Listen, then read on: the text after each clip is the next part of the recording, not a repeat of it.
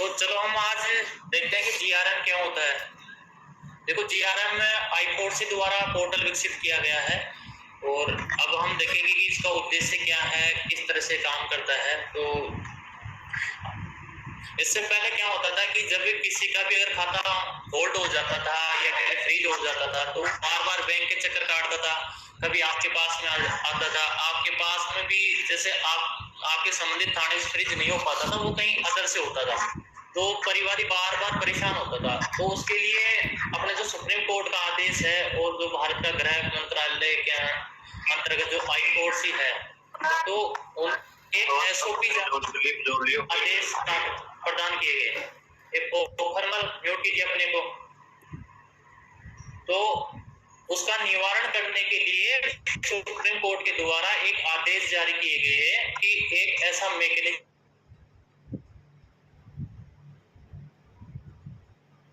Procedure बनाओ जिससे जो भी परिवादी हो उसको ये मान लो कहीं, जैसे ये मान लो किसी वो रहने वाला राजस्थान का है, उसका खाता जैसे अदर स्टेट से है तो दिल्ली तो जा नहीं सकता उसके पास, क्योंकि तुरंत उसका सोल्यूशन हो नहीं सकता। तो इसके लिए एक एसओपी बनाई गई थी। जो एसओपी जारी की गई वो अपने जनवरी में जारी की गई थी और उसी के अंतर्गत एक ऐसा मैकेनिज्म बनाने की बात थी जो ऐसा होल्ड को और फ्रीज को हटाने में सहयोग प्रदान करे।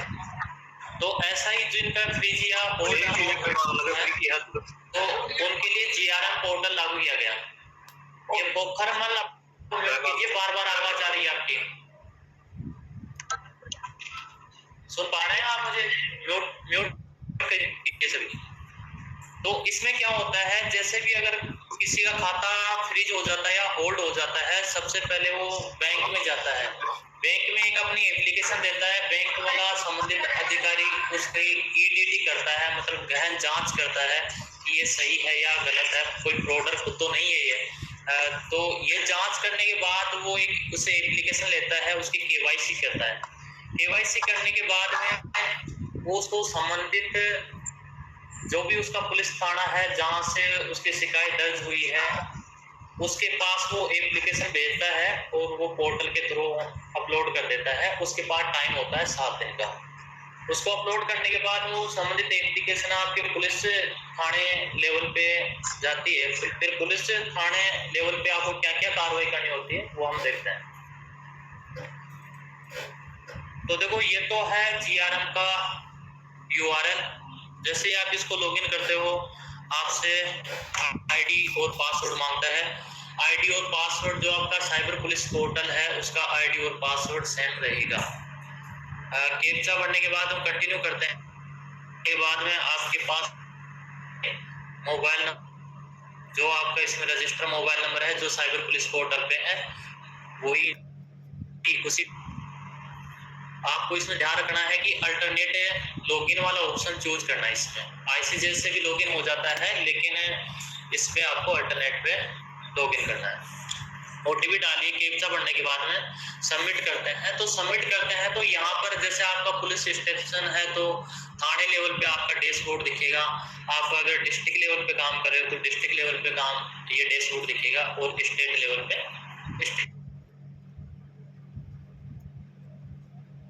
दिखेगा। जो आपके डिस्ट्रिक्ट लेवल है उसमें आपके थाने लेवल की जितने भी थाने हैं उसकी पेंडेंसी यहाँ पर प्रदर्शित होगी और जो किस प्रकार की आपके पास रिक्वेस्ट आई हुई है, उस पेंडिंग है या बैंक को भेजी हुई है या क्लोज हो गई, वो सब डिटेल आपको यहाँ प्रदर्शित होगी। तो देखो, इसमें जीआरएम में अपने पास 5 प्रकार की रिक्वेस्ट आती है। एक होता है डेबिट फ्रीज। जो डेबिट फ्रीज होता है उसमें ये होता है कि आप पैसे जमा तो करवा सकते हो लेकिन विड्रॉ नहीं कर सकते। तो इस प्रकार की अगर कोई समस्या आती है वो होती है डेबिट फ्रीज से संबंधित। जो दूसरी प्रॉब्लम आती है वो suspension of digital banking service. इसमें ये होता है कि जो डिजिटल बैंकिंग सर्विस है, जैसे आपके नेट बैंकिंग करना या फिर यूपीआई ट्रांजेक्शन करना या जितने भी ऑनलाइन जो आप फोन पे, पेटीएम वगैरह यूज करते हो यूपीआई, वो सब आपकी ऑनलाइन नहीं हो पाती है। ऑफलाइन ट्रांजैक्शन आप इसमें कर सकते हो बैंक में जाके। तो इस प्रकार की अगर कोई सर्विस रोक दी जाती है तो suspension of digital banking service के अंडर आपको यहाँ पे दिखाई देगी। फिर एक होता है put on hold. Put and hold में क्या होता है, एक पर्टिकुलर अमाउंट जो आपका फ्रॉड राशि आई है वो फिलहाल ज्यादा आ रहा है क्योंकि अभी फ्रिज बहुत कम कर रहे हैं, ज्यादा पुट एंड होल्ड राशि हो रही है अभी फिलहाल। तो पुट एंड होल्ड में एक पर्टिकुलर राशि को होल्ड कर दिया जाता है, उसको निकाल नहीं सकते वह। फिर पुट एंड होल्ड और suspension of digital banking service, इसमें दोनों चीज होती है। और put and hold and debit freeze, इसमें पुट एंड होल्ड भी लग जाता है और डेबिट फ्रीज भी हो जाता है, मतलब इसमें टोटल लेन देन बंद हो जाता है। तो यहाँ डैशबोर्ड में आपके डिस्ट्रिक्ट लेवल पे जितनी भी पेंडेंसी है वो दिखाई देगी। आपके थाने लेवल पे है तो थाने लेवल की पेंडेंसी या कितने क्लियर किए वो सब स्टेटस इसका दिखाई देगा। जैसे हम देखते हैं तो नीचे पेंडिंग कितना है, बैंक को कितना भेजा गया है, फिर क्लोज कितनी है, ये पर्टिकुलर अपने को डिटेल दिखेगी। ऊपर ही आपको ग्रीवेंस कितनी आईडी है, अब तक टोटल कितनी आई है, एनसीआरबी एक्नॉलेजमेंट नंबर की कितनी है, वो सब यहाँ प्रदर्शित होती है। ये सब करने के बाद जब हम इनबॉक्स में जाते हैं तो इनबॉक्स में आपको जो आपके स्तर पे पेंडेंसी है वो आपको यहाँ दिखाई देगी।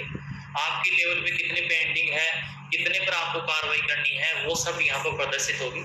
जैसे एग्जाम्पल के तौर पे हमारे पास ये एक ग्रीवेंस आई हुई है, तो उसको हम जैसे उसमें पुलिस स्टेशन का नाम आपके पास आ जाएगा, उसका डिस्ट्रिक्ट आ जाएगा और उसका नाम वगैरह वो सब डिटेल यहाँ पर शो होगी। अगर आपने उस पर कोई एक्शन किया है तो एनी एक्शन में यहाँ पर दिखेगा, बैंक ने क्या एक्शन किया है वो भी यहाँ पर शो होगा आपको। ये शो होने के बाद में जब आप उसकी ग्रीवेंस आईडी पे क्लिक करते हो तो ग्रीवेंस आईडी पे क्लिक करने के बाद दूसरा टैब ओपन होगा। वो टैब में आपको उसमें अगर पॉपअप ब्लॉक होगा तो खुल नहीं पाएगा, तो उसका भी एक बार आप ध्यान रखिए। इसको ओपन करने के बाद में जैसे ही जो भी शिकायत करता था बैंक का परिवादी था उसके पास उसकी डिटेल्स होगी यहाँ पे, उसका अकाउंट नंबर है, अकाउंट का टाइप कौन सा है, पुट एंड उसके अकाउंट का स्टेटस की कौन सी प्रॉब्लम है कि suspension of digital banking service है या पुट एंड होल्ड है या put and hold and debit freeze है, वो सब यहाँ पे दिखाई देगा। इसके नीचे आपको उसका केवाईसी डॉक्यूमेंट प्रदर्शित होंगे कि जो बैंक वाले ने उसके बाद डॉक्यूमेंट्स लिए वो यहाँ पर अपलोड करना पड़ेगा, तो उसको भी आप डाउनलोड करके देख सर आवाज रुक के आ रही है, बीच में समझ नहीं आ रही पूरी। मेरी आवाज क्लियर आ रही है? बिल्कुल सर क्लियर आ रही है, रेंज की प्रॉब्लम क्लियर आ रही है। ठीक है, कंटिन्यू करना है। तो यहाँ पर उसके जो भी डॉक्यूमेंट्स है, केवाईसी डॉक्यूमेंट्स वगैरह यहाँ पर डाउनलोड करके देख सकते हो। इसी के साथ में आपको उसके बैंक के ग्रीवेंस ऑफिसर की भी डिटेल यहाँ पर प्रदर्शित होती है कि जिस बैंक ऑफिसर ने आपके यहाँ थाने पर रिक्वेस्ट भेजी, और वो आमतौर पर वही होता है जहाँ उस परिवादी का खाता होता है। ठीक है, ये सब इसको स्क्रॉल करने के बाद में एक्शन ऑन ग्रीवेंस आता है नीचे, तो अब यहाँ पर आपको कार्रवाई करनी पड़ती है। यहाँ पर दो स्टेप करने पड़ते हैं। पहला स्टेप है वो वीडियो कॉन्फ्रेंस के संबंधित में है कि, लेकिन मैं आपको बता देता हूँ कि अभी पोर्टल पर वीडियो कॉन्फ्रेंस करने की कोई सुविधा नहीं है। अगर आपको वीडियो कॉन्फ्रेंस करना है तो व्हाट्सएप के थ्रू या फिर जो भी आपके वेबसाइट के थ्रू आप वीडियो कॉन्फ्रेंस कर सकते हो। वीडियो कॉन्फ्रेंस करने के लिए अगर आप करते हो तो इसकी डिटेल आपको मेंशन करनी पड़ेगी, और इसमें ये भी आपको मेंशन करना पड़ेगा कि बैंक के स्तर पे कर्मचारी कौन कौन शामिल हुए और उनकी मेल आईडी क्या है, कब आपने वीडियो कॉन्फ्रेंस की या फिर करने वाले हो, ये सब आपको डिटेल यहाँ पर प्रदर्शित होगी जो आपको फिल करनी है। यहाँ करने के बाद में आपको अगर वीडियो कॉन्फ्रेंस की उसके संदर्भ में या फिर आपने अगर कुछ इन्वेस्टिगेशन कर रहे हो तो उसके संबंध में आपको रीजन एंड रिमार्क में यहाँ पर लिखना पड़ेगा। तो यहाँ पर मिनिमम है 50 वर्ड यहाँ पर आपको लिखने पड़ेंगे, और इसके बाद में लिखने के बाद में आप इसमें जितनी डिटेल हो सके उससे संबंधित इन्वेस्टिगेशन से संबंधित, जैसे किसी का होल्ड लगता है तो आप राशि लौटाते हो तो उसके जैसे ट्रांजैक्शन नंबर भी है, उससे क्या बात हुई, वो सब कुछ भी, जैसे फ्रीज है अकाउंट तो उसके बारे में डिसीजन लिया तो यहाँ पर इसकी डिटेल लिख सकते हो। उसके बाद में अपलोड डॉक्यूमेंट यहाँ पर आपको मैंडेटरी नहीं है, अगर आपके इन्वेस्टिगेशन से संबंधित अगर कोई डॉक्यूमेंट है तो यहाँ अपलोड कर सकते हो। यहाँ अपलोड करने के बाद में सबमिट करते हो। सबमिट करने के बाद में ये तो आपका बेसिक है। सबमिट करने के बाद में आपको इनबॉक्स में शो होता है वापस, अभी आपके इनबॉक्स में ही रहता है। क्यों? क्योंकि आपने अभी तो वीडियो कॉन्फ्रेंस का डिसीजन लिया है। जो आपको अमाउंट को अनहोल्ड करना है या फिर अकाउंट को आपको चालू करना है, वो आपका डिसीजन पेंडिंग है अभी। तो अगर आपके पास अभी भी अगर इनबॉक्स में शो हो रही है, मतलब आपके स्तर पे पेंडिंग है। लेकिन यहाँ पर हम देखते हैं कि जो ली एक्शन में है, यहाँ पर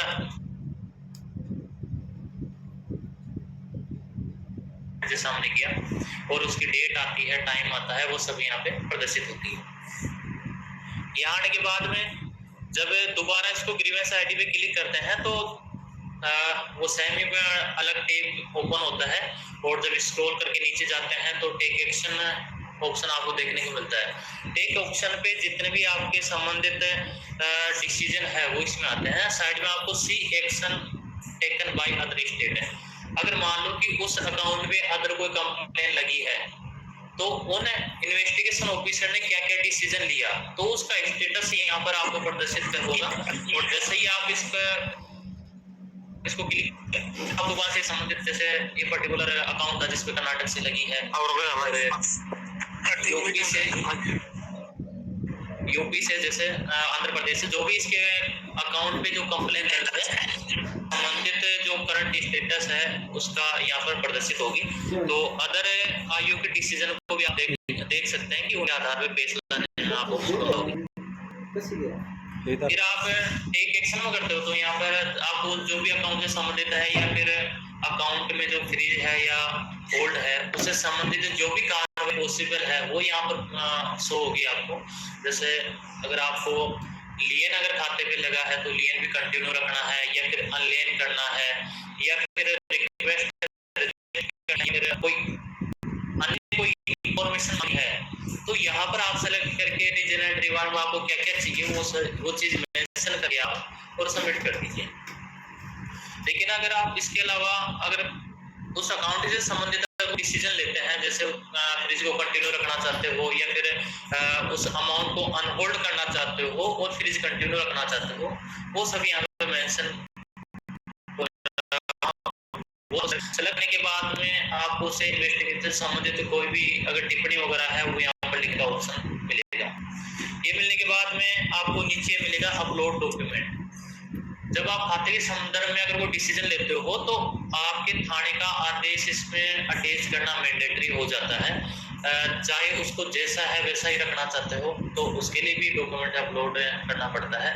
ये डॉक्यूमेंट अपलोड करने के बाद में आपको सबमिट करना है। अभी जैसे ही आपने इसको डॉक्यूमेंट अपलोड किया, सबमिट किया, और ये आपकी सेंड बॉक्स है उसमें प्रदर्शित हो जाएगी। अब सेंड बॉक्स में प्रदर्शित हो जाएगी तो आपका इसमें डिसीजन भी आप देख सकते हो कि इसमें आपने डिसीजन क्या लिया। वो रिक्वेस्ट रिजेक्ट की लिया, टू बी कंटिन्यू जैसे भी आपने रखा वो सब आपको डिसीजन दिख जाएगा। और जो आपके वो जो ग्रीवेंस है वो आपकी इनबॉक्स से हट जाएगी। वो नहीं। अब जो लेटर था वो किस तरह का हो सकता है, जैसे नॉर्मल हो सकता है, जैसे भी आप थाने का लेटर लिखते हो। जैसे एग्जांपल के लिए हमने ये एक लेटर टाइप किया है कि जो भी संबंधित है तो उसको स्थिति रखना है या अनहोल्ड करना है वो सब। और आपकी इन्वेस्टिगेशन में अगर आपने ये मानो किसी खाते में होल्ड लगा है और आपने राशि लौटाई है उसको, तो राशि लौटाई है तो उसका भी कोई आप तो जैसे मान लो कि फोन पे किया है तो इसका स्क्रीनशॉट, अगले से बात हुई तो कौन से कितनी तारीख को, वो सब आप उसमें डॉक्यूमेंट मेंशन कीजिए। तो आप इसमें जितने ज्यादा हो सके उससे संबंधित ज्यादा से ज्यादा एविडेंस इसमें अपलोड कीजिए। अगर ये मान लो कि उसका खाता चालू कर रहे हो, अनफ्रीज कर रहे हो, तो उससे आपको ये मान लो कि कोई जैसे नंबर वगैरह ये मान लो व्यवसाय हो या फिर वो जैसे कोई शॉप हो, तो जहां तक ऐसे हो अगर उसके बाद डॉक्यूमेंट्स हैं तो आप इसमें अपने आदेश के नीचे उसमें अटैच करके पीडीएफ बना के और अपलोड कीजिएगा। अब जब वो आपके पास ये जो टाइम रहता है ये रहता है 15 दिन का, ये आप क्या डिसीजन 15 दिन का पालन करें, एक बार नोट कीजिए आप। पारासर अपने आप को म्यूट कीजिए। तो आपके पास विजय पारासर। अरे भाई क्या दाम की ना दे दे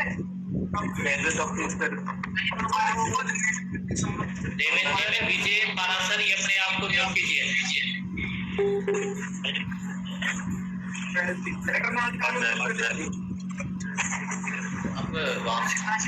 चलो कंटिन्यू करते हैं। तो जैसे ही आप देवेंद्र सिंह म्यूट कीजिए अपने आप को।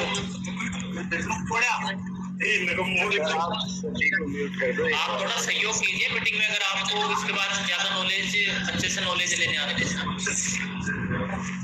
तो जैसे ही आप उसके बारे में तो वो संबंधित ग्रीवेंस है, अगर उससे अगर सहमत कर जाता है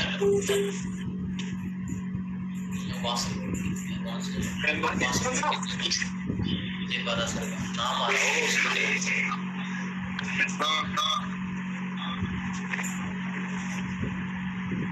जैसे ही वो ग्रीवेंस के बारे में डिसीजन, इसके बाद में अगर परिवादी संतुष्ट होता है तो वही क्लोज कर दी जाती है, और अगर वह संतुष्ट नहीं होता है,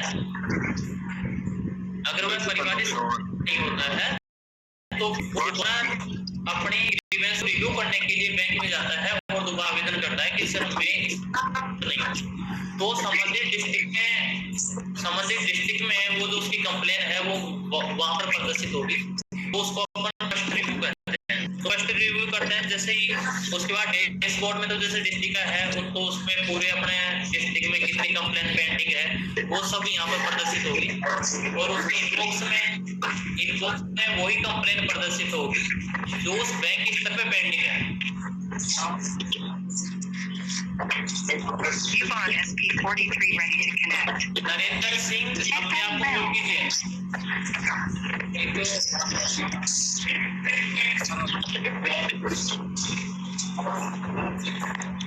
नरेंद्र सिंह आपका काफी शोर हो रहा है, अपने आप को म्यूट कीजिए।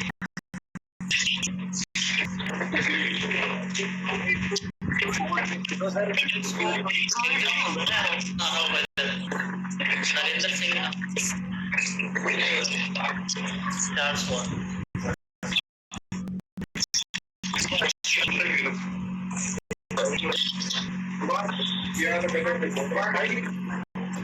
पारासर और नरेंद्र सिंह का कृपया मीटिंग को चलने दीजिए। आप म्यूट कीजिए। आवाज आ रही है मेरी? चलो स्टार्ट करते हैं, कंटिन्यू करते हैं। जैसे ही वो अगर परिवादी संतुष्ट नहीं होता है तो उसकी कंप्लेन उसमें प्रदर्शित होगी, इनबॉक्स में प्रदर्शित वही कंप्लेन होगी जो अपने डिस्ट्रिक्ट लेवल पे पेंडिंग है। तो जैसा ही अपने पीएस लेवल पे डिसीजन लिया तो उसकी रिपोर्ट को दे के या फिर उससे कोई एक्स्ट्रा डिटेल मंगानी है, अगर थाने से मंगवानी है तो मेल से आप मंगवा सकते हो, और अगर उसको खाते को वैसा ही रखना है तो जैसा अपने ऑर्डर लगाया था पुलिस स्टेशन जैसा ऑर्डर करके और उसको सबमिट करते हैं। बढ़िया। चलो बढ़िया।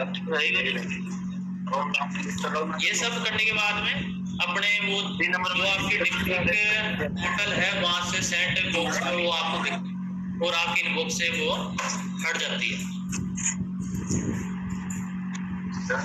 अब आपको जीआरएम के संबंध में अगर कोई क्वेरी हो तो आप बताइए। पहले इनको म्यूट करो तो सही है ना, समझ भी नहीं आ रहा है। अपने आप को म्यूट कर लीजिए सभी, और जिसको क्वेश्चन हो जिसका वही केवल पूछिए मुझे। कोई इश्यू हो जीआरएम से संबंधित तो आप बताइए। सर एक बार पीपीटी प्रोवाइड करवा देना सर।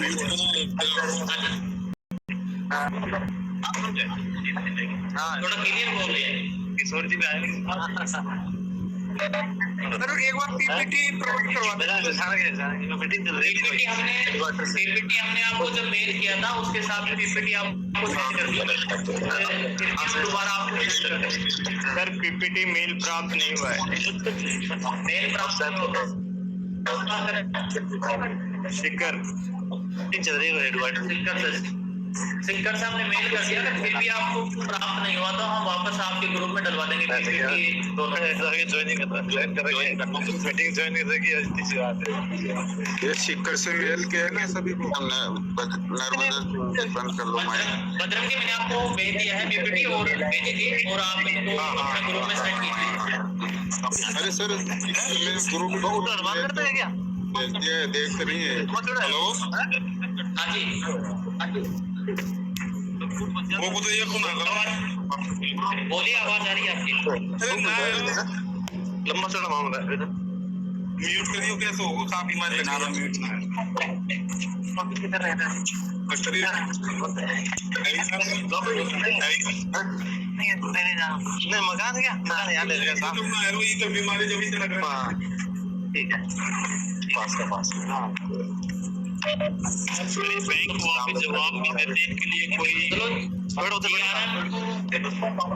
हमें हमारा जहाँ तक विचार है आपको समझ में आ गया होगा GRM में कैसे क्या करना है।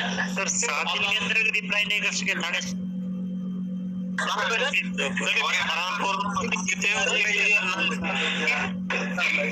आप अपने म्यूट कर लीजिए आप वापस। सर थाने से अगर 7 दिन रिप्लाई नहीं किया जा सके उसके बाद में क्या प्रोसेस हो? आप एक क्वेश्चन था, एक बोर्ड के पास सभी के पास इसका लॉगिन एक्सेस दे दिया गया क्योंकि परिवार भी अभी भी थाने पे ही आ रहे हैं। बैंक में जाओ GRM पे कंप्लेंट करो, वहाँ पे आपको स्टेटमेंट नहीं कराओ। तो बैंक वाले करने लगे हमारे पास तो कोई लॉगिन ID पासवर्ड ही नहीं है, हमको पता ही नहीं है क्या है। बिल्कुल ये बैंक में अभी तक कई बैंक ऐसे बोल रहे हैं, लेकिन ऐसा बोल रहे हैं तो आप उनको बोलिए कि आप अपने नोडल से बात करें। उनको बोलिए कि आप अपने बैंक से नोडल से बात करें। अगर फिर भी वो रेस्पॉन्स नहीं देते हैं तो आप वो जो रिपोर्ट कर लीजिए। अगर वैसा भी नहीं हो पाता है तो उसके और क्या आपको ऐसा बोला है उसका नाम पता मेंशन करें आप मुझे शेयर करो ताकि उसमें कार्रवाई हो। सर अगर थाने स्तर से 7 दिन में रिप्लाई नहीं किया जा सके तो सर इसकी वापस क्या होगा? आप एक बोलो, आप साफ बोलते आवाज नहीं आ रही है। हेलो हाँ जी नरेंद्र जी बोलिए आप। हमें जाना लगता है क्या सर उधर को बाई चांस हाँ जी दिख जाएगा आपको ऐसे फील्ड वाला काम है। चलो GRM के संबंधित अगर आपको फिर भी अगर कोई क्वेरी है तो अपने जो आपका नोडल है, जो आपके नोडल अधिकारी हैं डिस्ट्रिक्ट में, उनसे संपर्क करना। और मैं आपको अभी एक लास्ट में एक नंबर शेयर कर दूंगा, उस नंबर पे कॉल कर लीजिए। अगर आपको ID में लॉगिन होने में अगर कोई ऐसा समस्या आती है तो उन नंबरों पे कॉल कीजिए। और अब हम स्टार्ट करेंगे MRM के संबंध में। जैसे सर ने बता ही दिया होगा कि MRM क्या होता है और अब वो कैसे काम करता है, हमें इसमें काम करना है वो सर हमारे सुधीर जी बताएंगे। पर वो अधिकारी को कौन समझाएगा बात तो क्यों हुआ, क्या किसी कमी नहीं, किसी गलती नहीं। एक तो पहले नरेंद्र से मरे उनकी जी क्या अपना म्यूट कीजिए। 4 दिन पहले उनको बुलाया था नहीं तो उनका नाम याद नहीं आ रहा सर। नए है ना नहीं आपके बारे में सभी को समस्या हो रही है। हाँ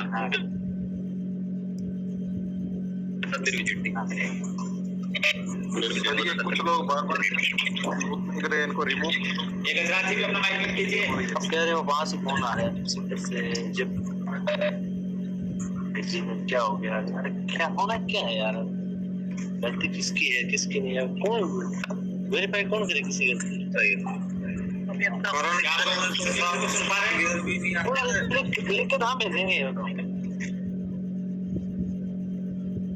तो फिर लेकर गया ना ओवरटेक निकाल करने का। तो वो ये सर एक रिपोर्ट मांगते हैं रोड वालों की। हाँ वो ये है कि भाई उनका स्ट्रीट इंस्पेक्शन किया चेंज करना है सब किया नहीं किया सारे डिपार्टमेंट। हाँ सारे डिपार्टमेंट ने कंप्लेन कर रखी कभी क्या खुली रोड पड़ी खुली रोड पड़ी साफ साफ देखो झाड़ी आवाज आ रही है एकदम खुला रोड पड़ा है साफ सीधा रोड पर है। सर आप सबको म्यूट कर दो ना, एक बार आवाज आ रही है बीच में, ये बोल रहे हैं इनकी आवाज आ रही है आपसे। यस कर दीजिए, मेरी आवाज आ रही है? सीधा रोड है। किस जिले से उस जिले में फोन करना सर? इसलिए खुद ले रहे हैं ना, उसको बुलेट दे रहे हैं। नहीं आ रही सर, बीच में ये बोल रहे हैं। क्या कर सकते मेरी आवाज आ रही है क्या? यार मेरे के क्या तो मैं गए थे अजी आवाज कहाँ से आ गई सर? ये तो हर आदमी पीछे बोल रहा है। कोई नहीं जुड़ेगा। आप लोग चले गए थे, सबको पता था कि हमारे दूसरे के हिसाब से मैं सर कुछ नहीं समझ में आ रहा था। उसको वेरीफाई करो। इनको म्यूट तो करवाओ, किनारे पे पड़े थे बीच में। ये इधर वाली हमारे जो साइड है ना, उधर की तरफ हुआ। से रोड पर रोड पर है तो फाइल पर किसी का मेरे को 10 मिनट लगा। हां इस पोस्ट पर पास आवाज आ रही है 10 मिनट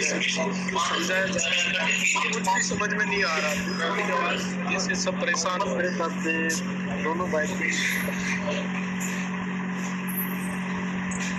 अरे बहुत ही खराब हाई स्पीड से कर रहा हूं। सभी को मेरी आवाज आ रही है ना? रिमूव कर दो ना। जैसा कि हाई किया हुआ था। एमआरएम क्या होता है?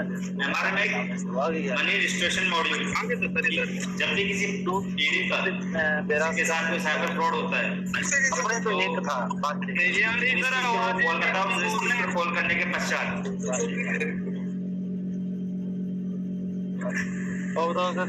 ऐसा जो कि आवाज क्लियर नहीं आ रही है, यूजर मैनुअल है ये वेबसाइट पर है, उसी के माध्यम से उसकी लिस्ट हमारे पास आती है कि हम इस तरीके से अकाउंट का पैसा रिस्टोरेबल करा सकते। तो सबसे पहले इसमें दो चीज ध्यान देने योग्य है कि आपको सिर्फ उन्हीं व्यक्तियों का ही पैसा आवेदन करवाना है या करना है जो कि रिस्टोरेबल अमाउंट होगा, जो कि हमारे सर इनको म्यूट तो करो। के अलावा अन्य व्यक्ति को ना तो आप परेशान करें ना परेशान हो, क्योंकि जो लिस्ट आएगी उसके अकॉर्डिंग भी पैसा मिलेगा। और सर इनको सिर्फ 50,000 से कम वाले अमाउंट का रिस्टोरेबल आवाज वापस दिलाते हैं हमारे मोबाइल। 50,000 से ज्यादा की प्रक्रिया की समझ में नहीं आ रहा, ये परिवार में देखना पड़ रहा है। 50,000 से नहीं आ रहा के लिए कोर्ट ऑर्डर की आवश्यकता नहीं, ये चीज सबसे ज्यादा इम्पोर्टेंट रखनी योग्य बात। अब आइए इसमें काम कैसे होगा। सबसे पहले ये एक URL है, आपको जो लिस्ट शेयर होगी अकाउंटों की, ये अकाउंट में नंबर होंगे उनकी जिसमें अमाउंट शो हो रहा होगा कि अमाउंट परिवादी को वापस दिलवाया जा सकता है। तो अपने को सबसे पहले उस परिवादी को कॉल करना है, और कॉल करने के पश्चात अगर परिवादी थाने पर आता है तो बहुत अच्छी बात है। जाते जाते कोशिश ये कीजिएगा वो थाने पर आए। अगर वो थाने पर नहीं आता है, वो कहता है सर मैं बाहर हूँ और मैं यहीं से कर दूंगा, तो उसको ये लिंक सिर्फ उसी परिवादी को शेयर करना है। जब परिवादी इस लिंक पे शेयर करेगा या परिवादी थाने पर आता है, आप उसके बिहाफ पे इस लिंक पे शेयर करते हैं। जैसे लॉगिन करेंगे इस लिंक पर, आपके सामने ये पेज ओपन है। इस पेज में आपको सबसे पहले जो उस परिवादी का एक्नॉलेजमेंट नंबर है, जो कि जब उसने परिवादी ने या पीड़ित ने कंप्लेंट रेज कराई होगी तो उसको एक एक्नॉलेजमेंट नंबर जारी होता है, जो कि कंप्लेंट जारी होने के बाद आपके पास भी संबंधित थाने पर आती है वो कंप्लेंट, तो आपको वहाँ पे शो होती है साइबर पोर्टल। तो ये कंप्लेंट नंबर उसका यहाँ डालना है और उसके उसी मोबाइल नंबर पे OTP जाएगा जो कि उसने कंप्लेंट रजिस्टर करवाते वक्त 1930 पर दर्ज करवाया है। कई केसेस में ऐसा होता है कि परिवादी किसी और का नंबर दे देता है, किसी और के नंबर से कंप्लेंट रेज करवा देता है उस टाइम पर, या परिवादी अपना नंबर बंद करवा देता है। तो इस चीज का विशेष तौर से ध्यान रखें कि अगर परिवादी ने अपना नंबर बंद करवा दिया है तो उसके पास OTP नहीं जाएगा। यहाँ पे OTP डालने के पश्चात ये पेज ओपन परिवादी के समक्ष, उसमें परिवादी को दिखाई देगा कि कितनी राशि उसकी रिपोर्टेड है, कितना उसका रिस्टोरेबल अमाउंट है। इस जगह आप पोर्टल पे जब भी चेक करते हैं तो हो सकता है होल्ड अमाउंट और रिस्टोरेबल अमाउंट सेम हो, या ये भी हो सकता है होल्ड अमाउंट और रिस्टोरेबल अमाउंट में अंतर हो। तो इसमें कंफ्यूजिंग नहीं होना है अपने को, अपन से वही राशि परिवादी को आप रिटर्न करवा सकते हैं जो कि रिस्टोरेबल अमाउंट होगा, जो कि यहाँ सामने शो हो रहा है प्रोविजनल रिस्टोरेबल अमाउंट। इस चीज का विशेष तौर से ध्यान रखें। उसके बाद परिवादी को क्या करना है, या परिवादी के बिहाफ पर आपको क्या करना है, परिवादी जितने भी परिवादी का बैंक अकाउंट नंबर है जिससे कि फ्रॉड हुआ है, हो सकता है एक अकाउंट नंबर हो जिससे फ्रॉड हुआ, हो सकता है 2 भी हो या 3 भी हो। वो यहाँ पे अपने को का अकाउंट नंबर डालना है, बैंक सामने प्रदर्शित होगा अपने को पोर्टल पे, अकाउंट नंबर डाला इस जगह, अकाउंट नंबर डाल करके और IFSC कोड जो उसके बैंक के होंगे वो डालने हैं और उसका पैन कार्ड अपलोड करना और रिमार्क डाल करके कैप्चा डाल करके चेक बॉक्स में क्लिक करके सबमिट करना है। ये काम परिवार की स्वयं भी कर सकता है और आप उसके बिहाफ पर अगर वो थाने पर आ जाता है तो आप भी कर सकते हैं। ये करने के बाद उसको एक MR नंबर जनरेट होगा इस तरीके से, ठीक है। उसके बाद जब ये नंबर जनरेट होता है उसके बाद काम चालू होता है थाना स्तर। थाना स्तर पे ये URL दिया हुआ है अपने को रिस्टोरेशन वाला, इस पर लॉगिन करना है। लॉगिन करने के पश्चात एक पेज ओपन होगा डैशबोर्ड का इस तरीके का। इसमें थाने पर जो कंप्लेंट परिवादी ने रेज की है वो उसके इनबॉक्स में शो होगी इस तरीके से, MR नंबर, एक्नॉलेजमेंट नंबर, किस तारीख को उसने रिक्वेस्ट डेट की है और कितना अमाउंट उसका रिपोर्टेड है और कितना अमाउंट उसका रिस्टोरेबल है। इस चीज विशेष ध्यान रखें कि वापस मैं समझा रहा हूँ, परिवादी को होल्ड अमाउंट नहीं मिलेगा, रिस्टोरेबल अमाउंट ही मिलेगा जो कि यहाँ पर उसको प्रदर्शित होगा। उसके बाद थाना स्तर पर टेक एक्शन में जाएंगे। टेक एक्शन में उसकी पूरी डिटेल्स प्रदर्शित होगी, इसका कितना अमाउंट होल्ड है, कितना रिस्टोरेबल है, रिस्टोरेशन रिक्वेस्ट डेट उसने कब डाली है, कंप्लेंट डेट उसकी कब है, पैन कार्ड उसका क्या है और इंटीमेटिव बॉन्ड क्या है। इसके बाद नीचे आएंगे, नीचे एक ऑप्शन दिया हुआ generate and upload order under section 106 BNS। इस तरीके का एक 106 BNS का नोटिस होगा जो कि उसके नीचे अपने को बैंक सेलेक्ट करना सबसे पहले। मान लो एक ही बैंक है तो एक ही बैंक शो होगा, लेकिन अगर तो मल्टीपल अकाउंट से फ्रॉड हुआ है तो मल्टीपल बैंक यहाँ शो होंगे। इस चीज का ध्यान रखना है।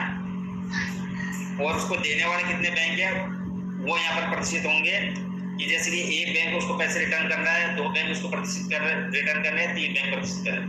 तो अगर उसको मान लो एक ही बैंक देने वाला तो एक ही बैंक जैसे पंजाब एक्सचेंज बैंक है, इस पर क्लिक करना और generate BNS order. BNS order जो कि स्वतः ही परिवादी जब अपनी डिटेल फिल करके फॉर्म फिल करके MR नंबर उसको जनरेट होंगे, ऑटोमेटिकली अपने को पोर्टल से डाउनलोड हो जाए। जैसे बैंक सेलेक्ट करके अपन जनरेट BNS ऑर्डर। अगर यहाँ पे अगर आपको 3 या 4 बैंक दिखाई दे रहे हैं तो तीनों चारों बैंक के अपने को BNS ऑर्डर डाउनलोड करना है। वो BNS ऑर्डर डाउनलोड करने के पश्चात उस BNS ऑर्डर को अपने को भरना है।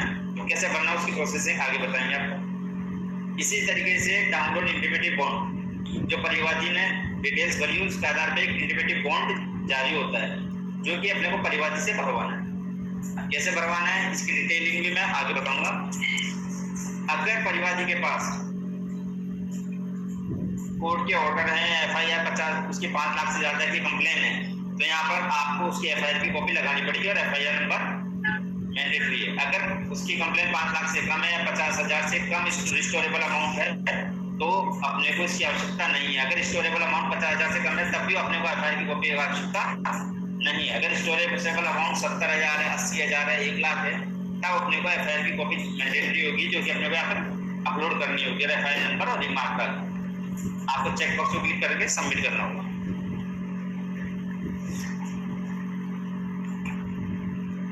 अब इस जगह पर ही 106 BNS का नोटिस भर करके थाने के द्वारा सील मोहर करके अपलोड करना है। चूज फाइल आ रही है यहीं पे अपलोड करना है। इसी तरीके से परिवादी से बॉन्ड भरवा करके अपलोड करना है।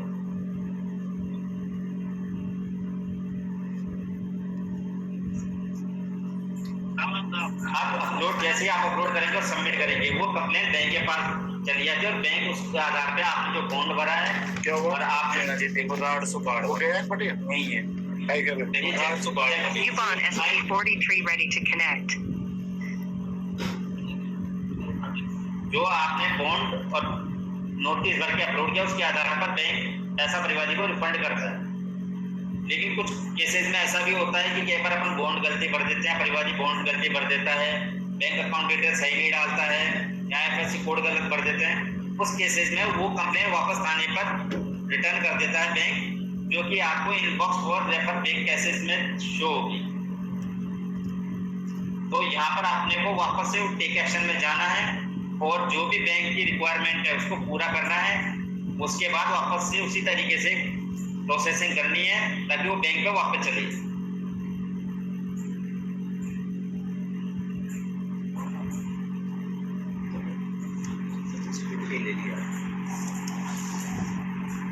अब आपको किस तरीके से बॉन्ड और बीएनएस ऑर्डर भरने हैं उसकी प्रोसेसिंग बता दें। जैसे कि ये बॉन्ड भरा हुआ है, सॉरी बीएनएस ऑर्डर भरा हुआ है, ऑफिस आपका जो पुलिस थाने है वो एड्रेस, मोबाइल नंबर, डेट और एक्नॉलेजमेंट नंबर भरना है। जैसे कि इसमें देखिए इन्होंने क्या करा, डेट और कोतवाली नागौर पूरा भरा हुआ है, इस तरीके से आपको भरना है।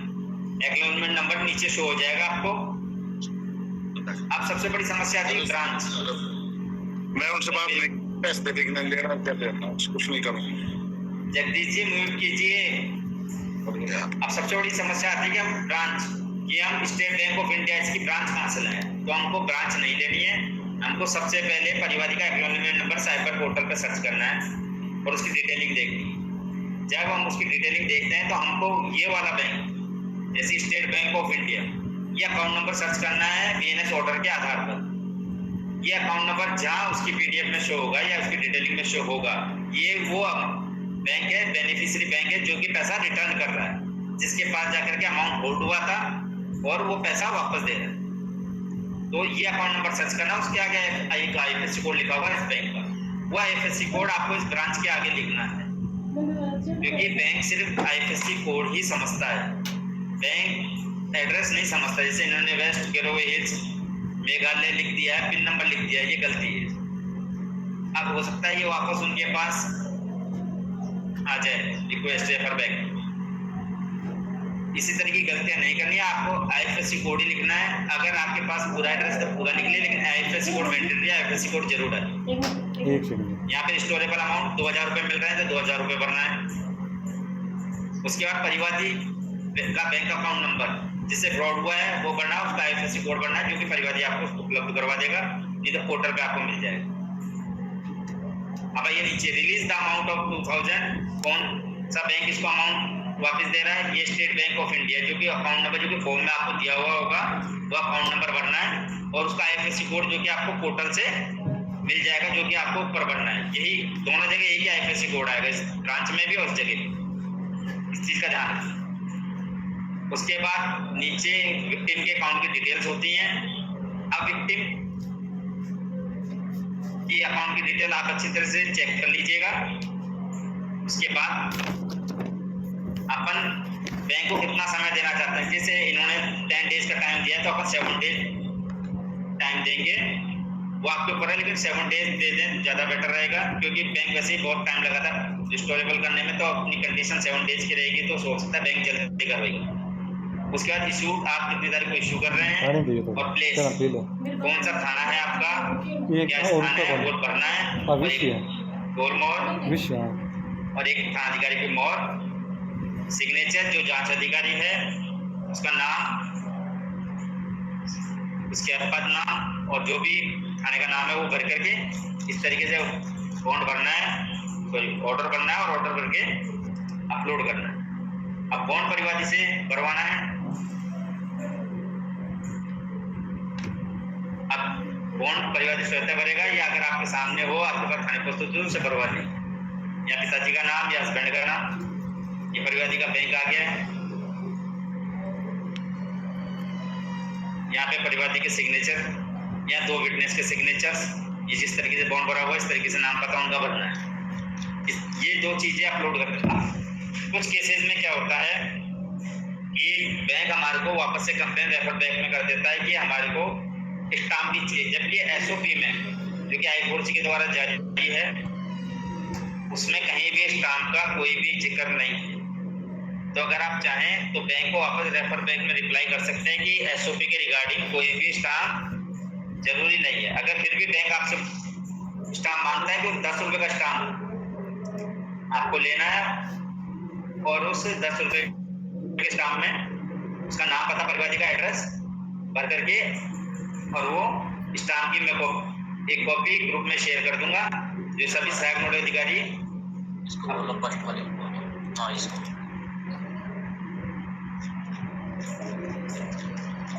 थानों पे सर्कुलेट कर देंगे। इस तरीके का स्टाम्प होगा, इंडिया नॉन जुडिशियल, इस तरीके का 10 रुपए का स्टाम्प आएगा। परिवादी से ले लेना, नोटरी करते और उसको बैंक को भेज देना। ये कार्रवाई हमको पूरी करनी है। इसके अंतर्गत 2 चीजें मैंने आपको पहले बताई, ध्यान रखना है। एक तो कि 50,000 से कम का 50,000 तक का अमाउंट ही हम रिफंड करवा सकते हैं, और वो भी वही अमाउंट रिफंड करवाएंगे अभी जो पायलट प्रोजेक्ट के तहत I4C के द्वारा हमको लिस्ट जारी हुई। हम अदरवाइज किसी भी पीड़ित या परिवादी की राशि MRM के तहत अभी वापस नहीं करवा सकते जो कि लिस्ट में ना हो। इसलिए इस चीज का विशेष तौर से ध्यान रखें। और अगर रिस्टोरेबल अमाउंट 50,000 से ज्यादा है तो FIR की कॉपी आपको लगानी पड़ेगी। अगर परिवादी के पास कोर्ट ऑर्डर है तो आप कोर्ट ऑर्डर, परिवादी अपने ब्याह में जो फार्म भरेगा तो कोर्ट ऑर्डर लगा सकता है। आप इसके रिगार्डिंग किसी को कोई क्वेश्चन हो तो क्वेश्चन पूछ सकते हैं।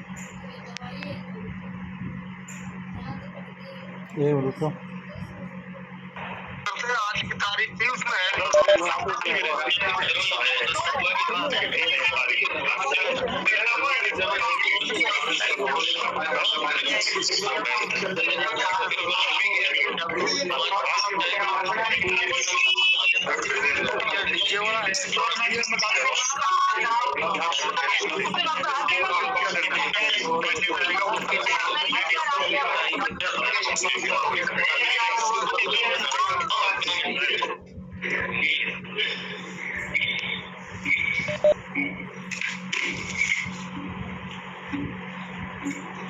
देखो, अगर MRM से संबंधित या GRM से संबंधित